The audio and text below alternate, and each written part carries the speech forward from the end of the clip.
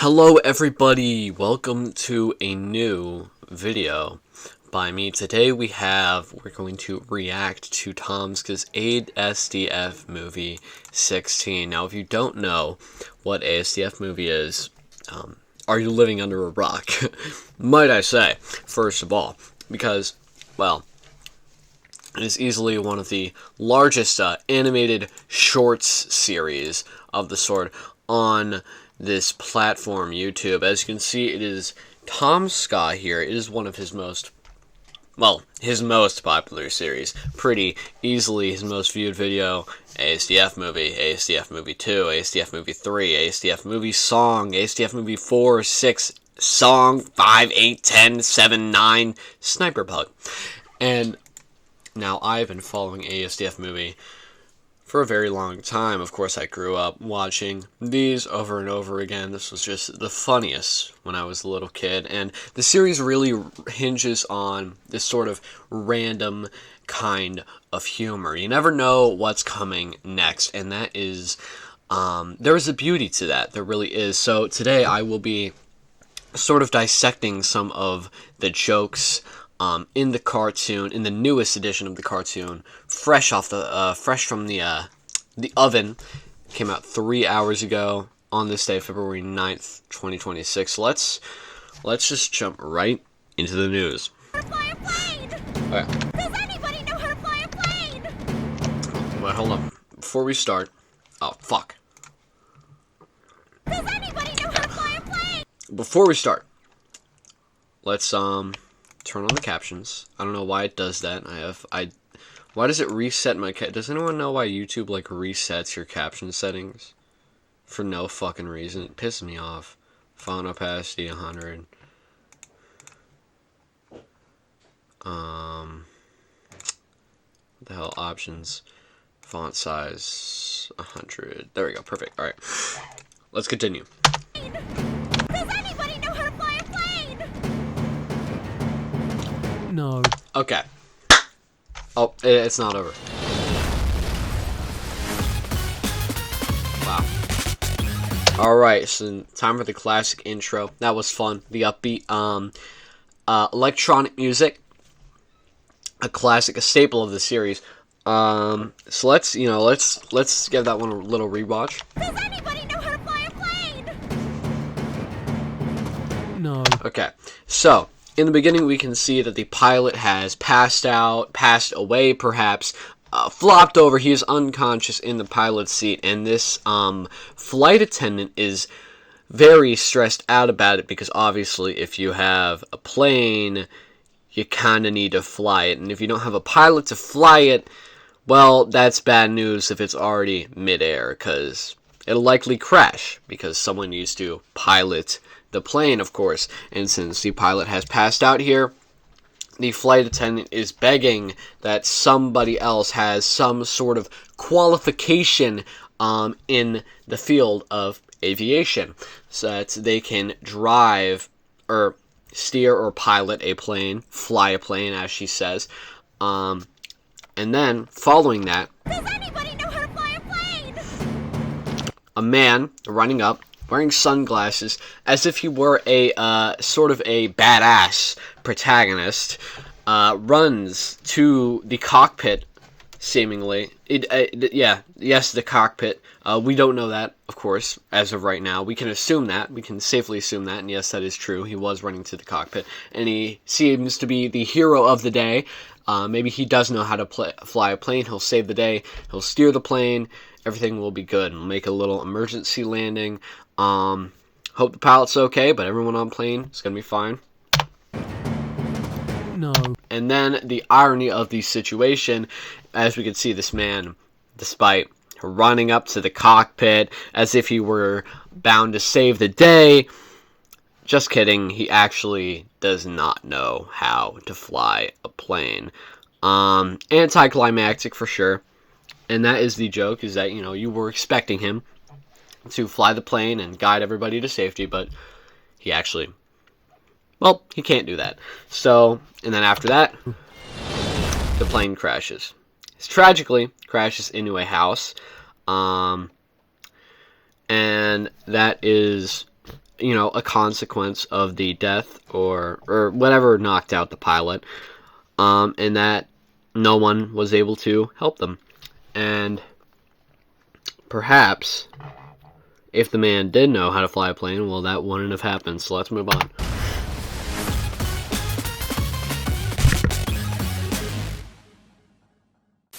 Excuse me, do you have the time? No, I've just got soup. Do you want soup? Okay. Is that it? That is it. Okay.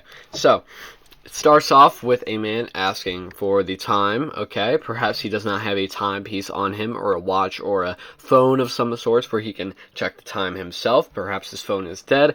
I don't know. Either way, this man is asking somebody else for the time, which is a very common thing, of course. I'm sure you have been asked for the time of the day, or maybe you've asked someone else for the time of the day before. It happens all the time. So, very common occurrence. Let's see how they twist it up. Of course, soup. He just has soup, and then he has a timepiece along his wrist, a watch.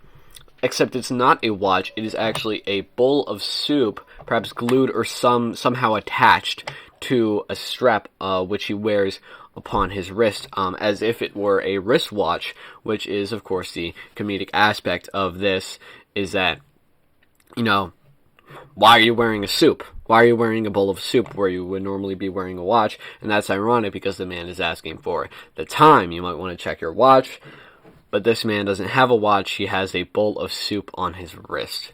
And the soup begins to drip out of the bowl, soup? And then he asks if he wants soup. As an alternative to him being informed of the time of day, perhaps he will have a nice bowl of soup. In order to ease the awkwardness of the situation, of course, he makes the polite offer of soup. And you know what? I think I would take the soup in this situation. Well, it would depend, of course, on what the soup was. That was not specified. I feel like they should have specified what type or what kind of soup it was. Can I have a go? Sure. Okay, so now in this one, another fairly simple one. It starts out with a man chainsawing a tree, doing some work, perhaps in the backyard. Who knows why he's cutting this tree? Maybe he wants to remove it from his backyard. Maybe he's trying to salvage the wood. Perhaps he's removing it from a local park to make way for a sports field, perhaps. Either way, this man is chainsawing a tree in order to cut it down.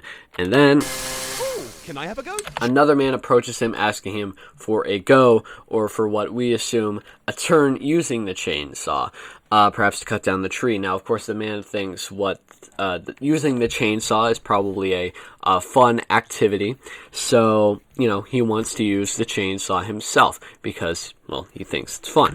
Sure. But then, as it turns out, he was not asking to use the chainsaw, but for to be sliced, severed by the chainsaw, cleaved, perhaps, you could say, or not really, no, cleaved is not a good word for that. Severed is a good word, yes. So he was actually asking to be severed or cut by the chainsaw, which is ironic because, well, why would you want to be cut by a chainsaw? That sounds pretty painful, and it would lead to your death most likely. So, we thought he wanted to cut down the tree or help with that, but no, he actually wanted to, get cut by the chainsaw himself, which we were not expecting. It's a bit of irony, so there you go. My friend likes you. Alright, so here we have two children talking to each other, seemingly. We have a girl child and a boy child. You know what? Hold on. Let's put out the page marker. So we have a girl child and a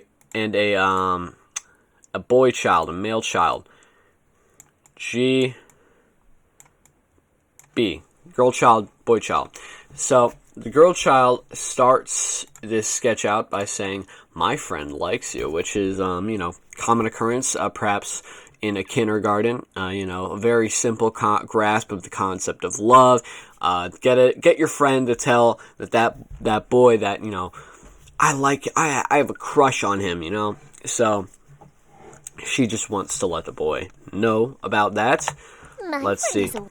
and her friend is ironically a worm. Now, this is funny because worms do not usually date humans, and little kids especially are not very interested in worms. I remember when I was in first grade, me and my friends, we would go outside and we would pick out worms, and we would like grab each end of their bodies and we would rip them in half. We were not very fond of worms. Worm. And yeah, the worm is right there, as she stated, worm in a bow, to let you know that this is in fact a female worm, because homosexuality is not allowed in kindergarten classes as far as I'm aware. Or maybe I'm wrong, who knows. But anyway, this is a female worm, as indicated by the bow, of course, I just stated that. Let's see what the worm does. Oh, the worm does not make a cute noise. They make a monstrous noise, perhaps, which is ironic because they are a seemingly, pretty cute worm, and I don't think worms make noises, and of course that's going to be unattractive to the child in question. The worm is trying to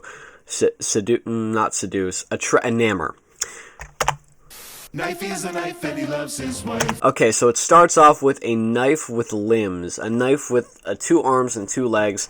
Who hasn't heard of a knife with 2 arms and 2 legs? I haven't.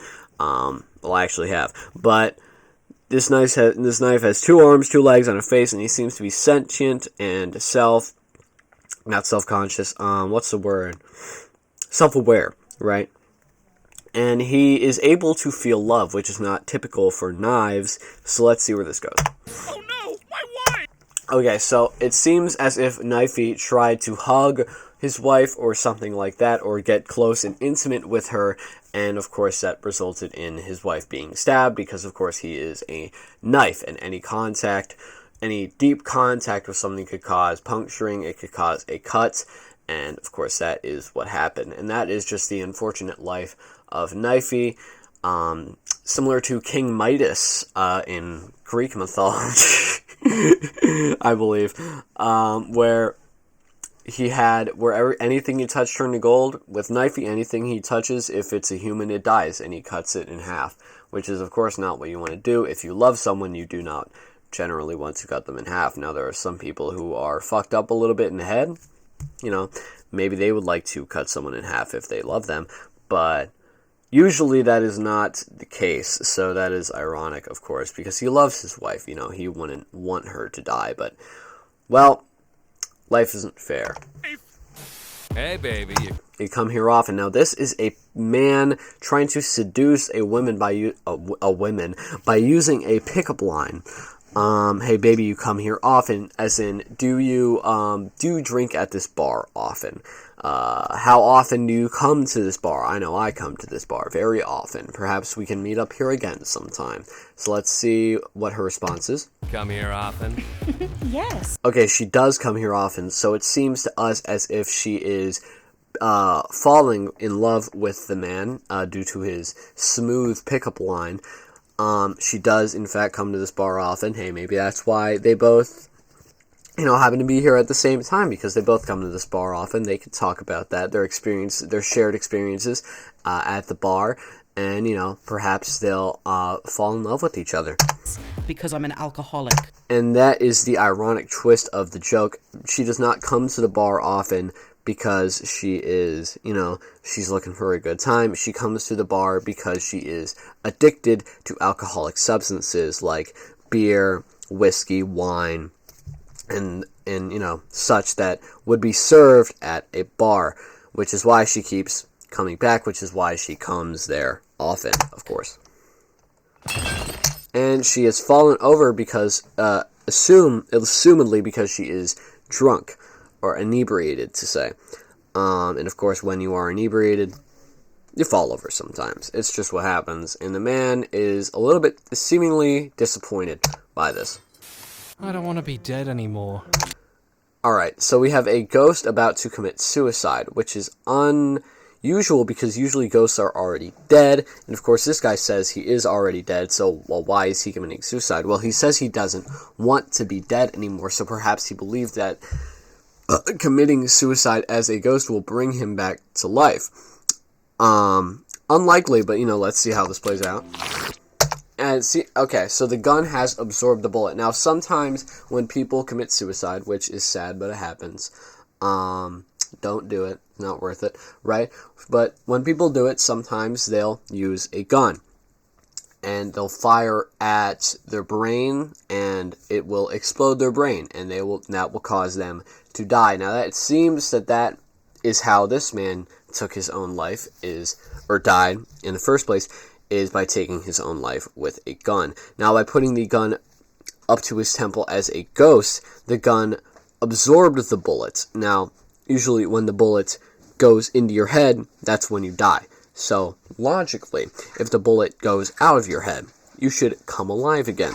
This is funny because that actually wouldn't, and that's what makes it funny, is that it actually wouldn't happen like that, because that's just not how it works, and that is what makes this joke. That's what makes it really funny. That's better.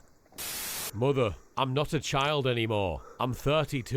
Okay, so in this we have a man and his mother, and this man is complaining to his mother. Perhaps his mother treats him as if he is a child, but he's not. He's a 32-year-old man. No way should you be treating a 32-year-old man like a child, so let's see what happens Sausages. next. Okay, he is not actually a man in the first place. He's actually 32 sausages. Huh? And this mother is, of course, questioning that because she doesn't understand. Well, I'm 32 sausages. What does that mean? Are you actually 32 sausages? And yes, he is 32 sausages indeed, which is ironic because usually men are not made up of sausages. Perhaps they only have one sausage, as in the penis. Because that's what you call your penis, is the sausage, because the penis resembles a sausage. So you would have one sausage, but no, this man is made up of actual sausages, 32 of them to be specific. Now, this is ironic because we thought he was talking about his age. He's not a child anymore, he's 32, but the reason he's not a child anymore is because he is, in fact, not a human in the first place. He is a pile of sausages. And that's funny. Officer Dad? Officer Dad. So we have a policeman who is a father, and he seems to have his own sitcom or TV show, and this is his daughter greeting him. Let's see where this goes. Okay, and the cop does exactly what a cop would do in real life. I don't get how this is funny. This is just what police do, so I don't really get what the joke is here. And now, secret. If anyone knows what the joke was there, then please tell me, because I didn't think there wasn't really a joke there. That's just like, I don't know. Horse. Secret horse. Okay. Okay, this one's funny.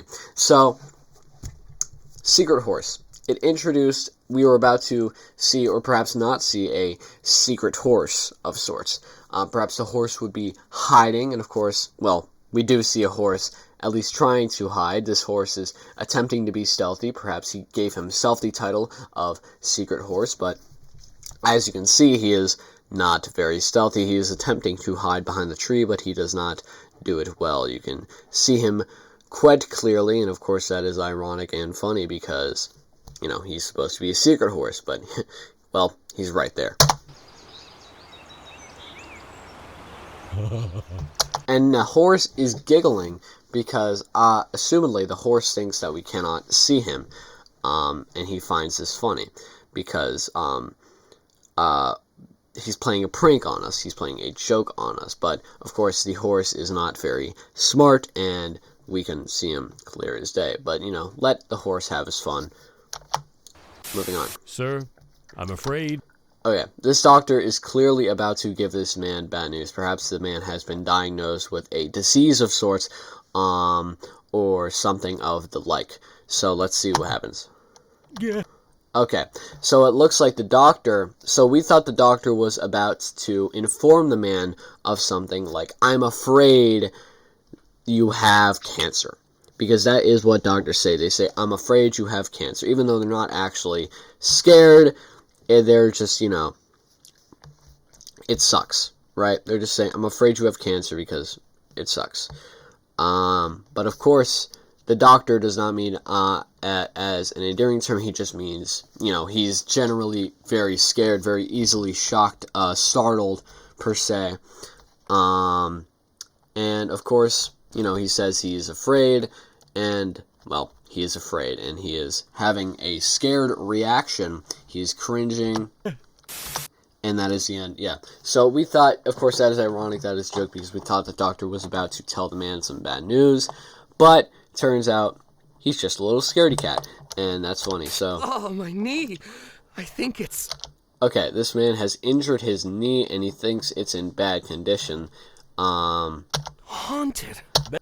Now, his knee is actually haunted. Now, this is funny because usually knees aren't haunted, and usually knees can't talk. But this knee is quite clearly talking, and knees are not meant to talk, which means it is haunted. Now, we thought this man's knee was injured or something along the like. Perhaps it was fractured or broken, something like that.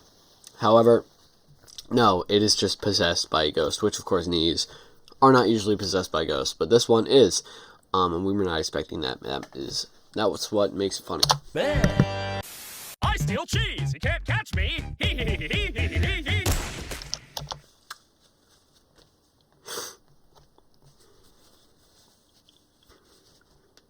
Whatever, man. I don't even... Steve. What? Boat. Right, so there was a man named Steve and another man, and we did not get the name of the other man, but there was a man named Steve, and it seems as if he had a friend or perhaps a foe who was bothering him, bugging him per se, by trying to get his attention, repeatedly saying his name over and over again in an attempt to get his attention, probably tell him something important, but of course he just said boat. Now, why did he just say boat? What's so important about that? Well, there was a boat falling from the sky, and it crushed them both, and that's dramatic irony, because Steve didn't know that. That's really funny.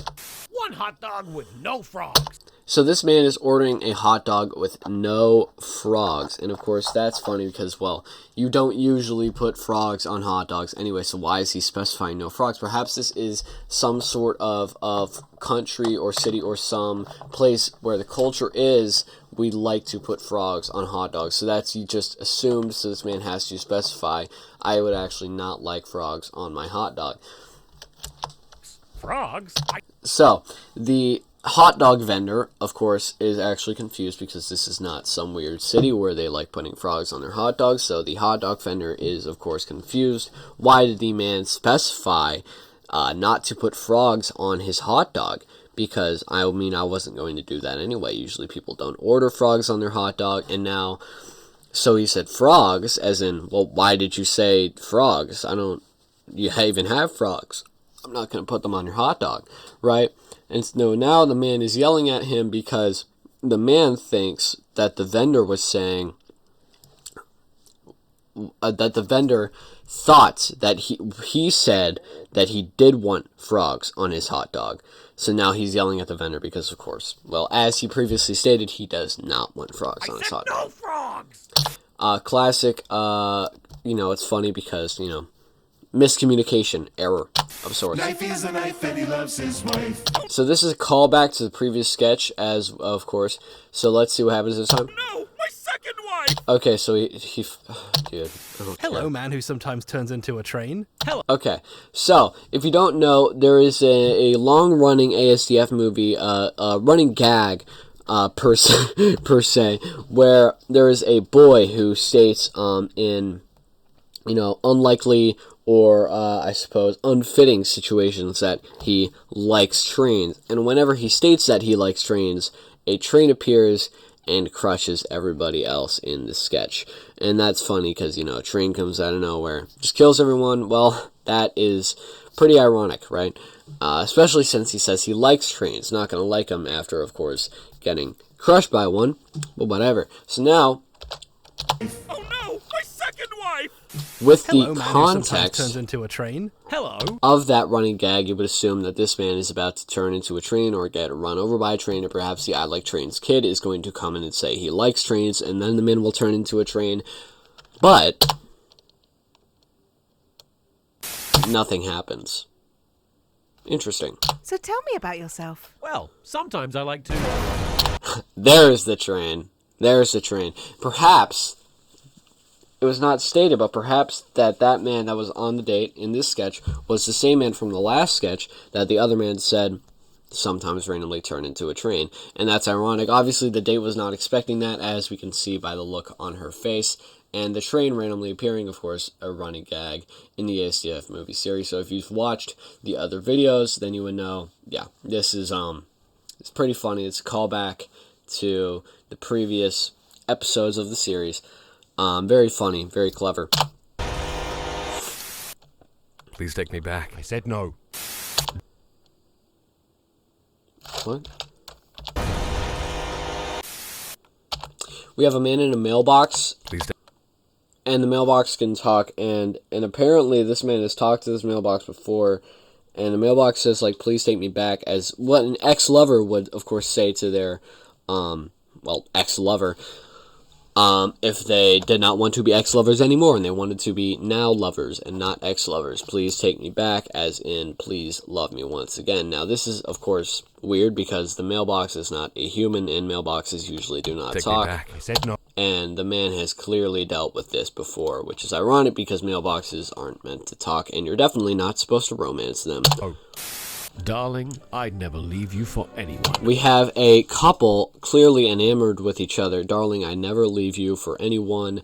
We've got a man and a woman with romantic music playing in the background, of course, because that is how love they are in with each other. Hey, I'm a jet ski! He would never leave her for anyone. And then because they're so in love with each other, so he states that, but then, and then he leaves her for the jet ski because he thinks jet skis are pretty cool, and honestly, I would have to agree, and it's ironic, of course, because he just said he'll never leave her for anyone, but then a sentient talking jet ski approaches him and says, hey, I'm a jet ski, and of course, well, he leaves her for someone, as he stated he would not do. That is, of course, ironic because we thought he was talking about leave her for another person, but, you know, jet ski. No.